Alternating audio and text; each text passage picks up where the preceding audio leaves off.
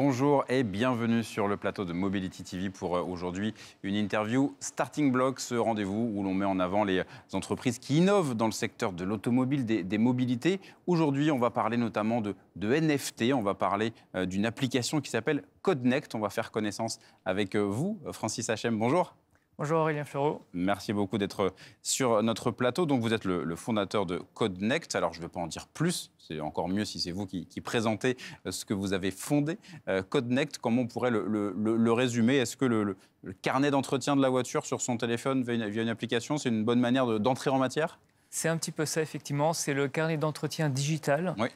donc qui intègre l'ensemble des informations du véhicule, mais également tous les documents associés, donc facture, contrôle technique, pour permettre à l'utilisateur d'avoir en une seule application tout ce qui peut concerner sa voiture. Et donc lui éviter d'oublier quelques documents ou quelques informations que ce soit. Le classique, où est-ce que j'ai mis cette facture d'il y a 2 ans ou ce document, là, je l'ai rangé dans un coin. Là, et ça permet de gagner du temps et aussi, on va très vite venir sur le cœur de ce que vous faites forcément, parce que ça permet de sécuriser aussi les données. C'est ça aussi forcément l'objectif. C'est bien ça. Ça permet de gagner du temps, effectivement, puisque l'objectif, c'est d'être accordé à l'ensemble des acteurs de l'écosystème, donc les réparateurs, les concessionnaires, les assurances, et donc d'automatiser un certain nombre de processus, donc gain de temps pour l'utilisateur et sécurisation, puisque à partir du moment où on communique avec les systèmes d'information des différents acteurs, eh bien, ça nous permet d'avoir de la donnée sûre que l'on va pouvoir sécuriser par ailleurs. Voilà, donc je télécharge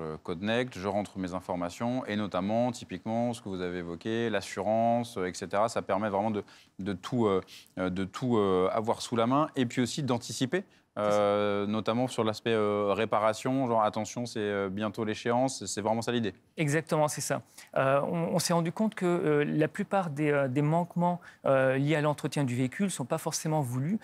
Parfois, c'est simplement des oublis. Il n'y a pas que de la malveillance. La malveillance concerne peut-être 5 à 10% des propriétaires de véhicules, mais le reste, c'est plutôt de la négligence. Et l'idée, c'est de les notifier et puis de leur rappeler les échéances jusqu'à la réalisation de l'entretien en lui-même. Donc ça peut être effectivement une révision, un contrôle technique, ça c'est voilà, on vous le rappelle de manière automatique. Il y a de nouvelles fonctionnalités sur Codnect depuis quelques semaines, notamment le degré d'usure des pneus, c'est quelque chose aussi que vous proposez depuis quelques temps? Exactement, c'est ça. L'objectif, c'est d'intégrer beaucoup d'IA, d'intelligence artificielle dans l'application, pour pouvoir prévenir les pannes, prévenir l'usure. Et là, pour ce qui concerne les pneus, c'est très simple. Avec l'application, on prend en photo le pneu, le flanc et la structure, et l'application reconnaît le pneu, sa marque, mais également les éventuelles avaries, les hernies et l'usure. Et on prend une photo, je ne sais pas, tous les 3 mois pour voir comment ça évolue, tous les 6 mois, c'est suffisant? Qu'il y a des conseils selon le type de pneu peut-être aussi? Alors le mieux, c'est de le faire tous les mois, effectivement, parce qu'une hernie peut arriver à n'importe quel moment. Maintenant, si on le fait tous les 6 mois, c'est très bien.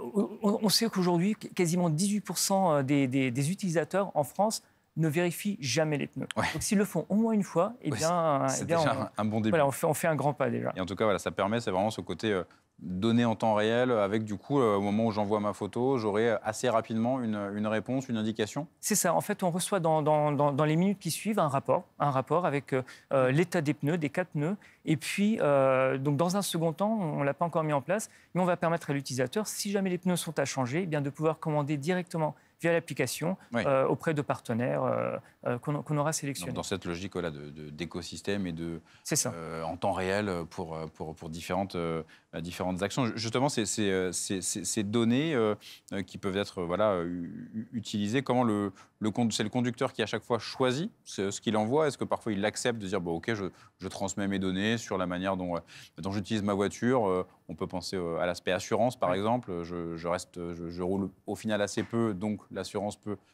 moduler. C'est un peu l'idée aussi? C'est ça. L'objectif, c'est de dire les données appartiennent à l'utilisateur. C'est un peu le principe, on va en parler, le principe du Web3, c'est que les données appartiennent à l'utilisateur et c'est à l'utilisateur de choisir avec qui il veut partager cette donnée. Son assurance, le constructeur, les différents partenaires.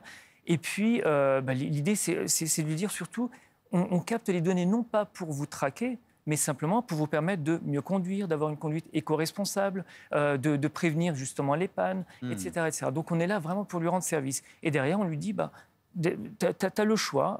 Sur toutes les lignes, il va pouvoir dire ça, je partage, ça, je partage pas, ça, je veux bien, et ainsi de suite. Ou est-ce que je veux recevoir des infos en temps réel sur l'éco-conduite, par exemple, parce qu'on parle beaucoup du prix du carburant, etc. Oui. On veut faire des économies, donc est-ce que je prends quelques petites habitudes? En tout cas, je me dis, tiens, là, ça m'intéresse d'avoir 2-3 conseils, 2-3 notifications sur cet aspect-là. Exactement, c'est ça. C'est ça, puisqu'on va pouvoir mesurer également l'empreinte carbone et donc permettre à l'utilisateur, si jamais il a des accélérations, décélérations intempestives, lui dire, voilà, là, on a détecté une manière de conduire avec beaucoup plus de souplesse et donc de réduire l'empreinte carbone. D'accord. Donc, on parlait de cet aspect donc, sécurisé. Vous parlez du Web 3, effectivement. On parle beaucoup de la blockchain, donc, qui va permettre de sécuriser ces informations.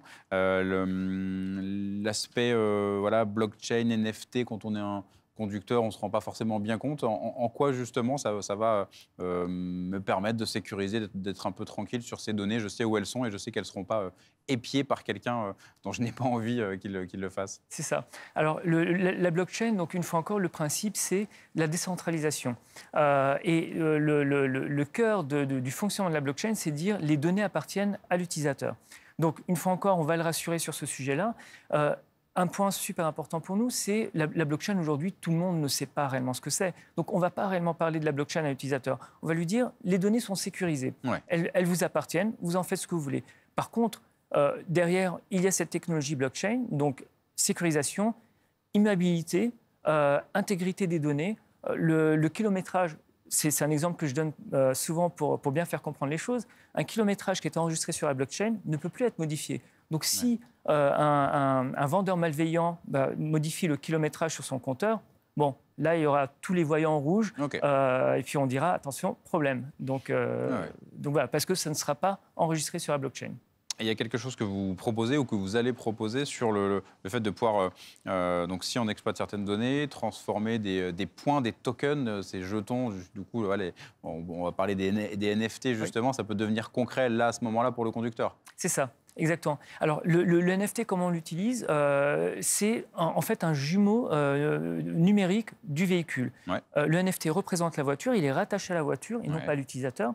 Donc, toutes les informations qu'on collecte via l'application vont venir se stocker dans ce NFT. Okay. Et ce NFT va suivre toute la vie de la voiture, donc de propriétaire en propriétaire. Lorsque je vends ma voiture, je transmets le NFT et le futur propriétaire, à son tour, enrichira les données et ainsi de suite. Avec cette garantie en temps réel, sécurisé, fluide a priori, ça se fait comme ça. C'est exactement donc, vous le disiez évidemment pour le conducteur, mais aussi pour le conducteur d'après pour une vente ou pour une flotte d'entreprise, forcément, parce que c'est aussi ce que Codnect propose.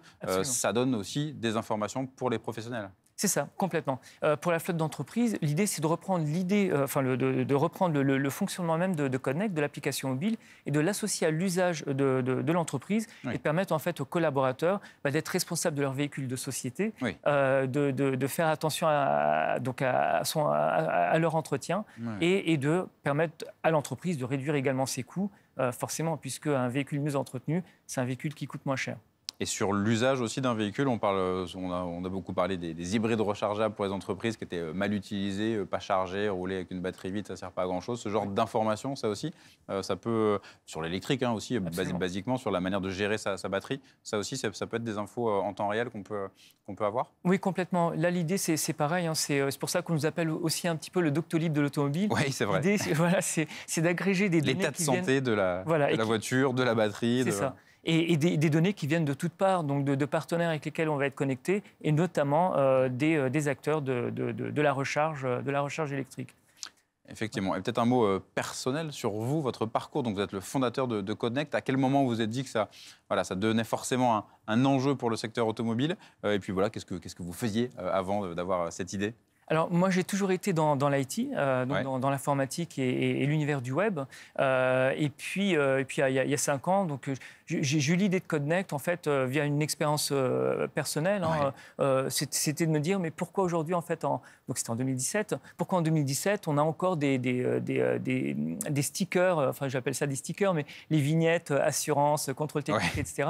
Pourquoi ne pas les digitaliser? Puis voilà, en rentrant chez moi, donc de fil en aiguille, j'ai monté un petit peu le projet et puis j'ai eu une roadmap assez conséquente en me disant, Voilà, si je digitalise les vignettes, eh bien, je digitalise la relation avec l'assurance, le constructeur, le réparateur.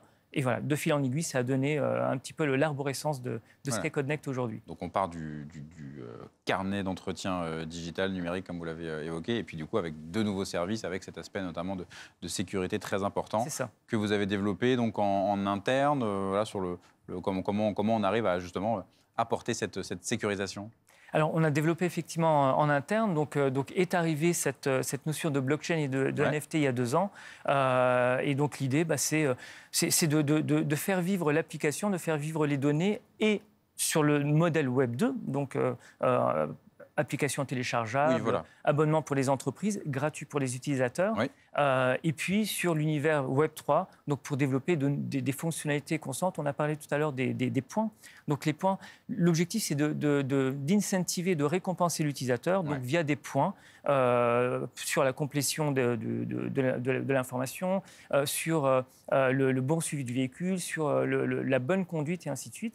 Donc ces points seront transformés effectivement en tokens grâce à la blockchain et ces tokens pourront servir à terme de paiement dans les services de mobilité. Est-ce que donc vous évoquiez Web 2, Web 3, pour bien comprendre, c'est effectivement le Web 3, l'utilisateur qui est encore plus au centre, responsable de sa donnée, de là je dis oui, là je dis non. Web 2, on n'était peut-être c'était pas au cœur des interrogations. Et si on prend le cas du conducteur, c'est vraiment ça l'idée, c'est-à-dire j'accepte et puis j'utilise aussi en temps réel ces données. C'est ça, exactement. La notion du Web3, c'est vraiment la décentralisation. Et une fois encore, c'est le fait que l'utilisateur conserve ses données et puisse les partager à qui de droit. Et derrière, éventuellement, alors on ne va pas parler de rémunération, mais d'être récompensé. En fonction, voilà, en partageant ses données, il sera récompensé de ce partage.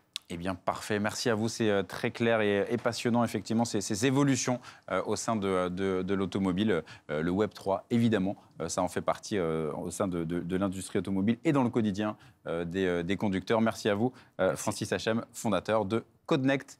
Et à très bientôt sur Mobility TV. Merci.